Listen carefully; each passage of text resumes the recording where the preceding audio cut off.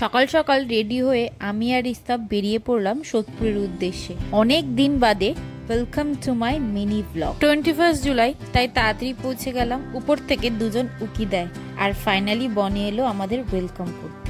ওদের ব্যালকনি থেকে এই ভিউটা জাস্ট অসাধারণ, ওয়েদারটা খুবই সুন্দর ছিল। তারপর এলো গিফট আনপ্যাকিং এর পর্ব, যেটা বনি ওপেন করছে সেটা আমার আর ইস্তাবের পক্ষ থেকে। ডিজিটাল ফটো ফ্রেমটা দেওয়া পবিত্র। এটা হলো ভিক্টোরিয়ান ক্লক, যেটা বোথ সাইডে টাইম দেখা যায়। আর সামনে ওয়েন্দ্রিলারও বার্থডে, তাই ওর গিফটটাও দিয়ে দিলাম জুডিও থেকে নেওয়া একটা ড্রেস। ইতিমধ্যে বনি নিজের হাতে বানিয়ে নিয়ে চলে এলো গন্ধরাজ গোল, যেটা খেতে জাস্ট চরম হয়েছিল। অনেকদিন বাদে দেখা হলে যা হয় গসিপ, সেটাই করছিলাম। দেন আড্ডায় সামিল হলো জয়িতাদি আর তোজো।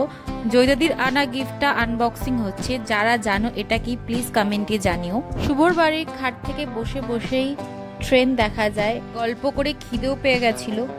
বিশ্বাস করবে না, এই ঘরোয়া রান্নার স্বাদ সেদিন অমৃত লাগছিল। আর কাকিমা ভীষণ ভালো রান্না করেন, আর বনিও হেল্প করেছে, তো সত্যি খুব সুন্দর হয়েছিল। আবহাওয়া উপভোগ করতে ছাদে যেতে না যেতেই জয়িতাদি নিয়ে চলে এলো মশালা কোল্ড ড্রিঙ্কস।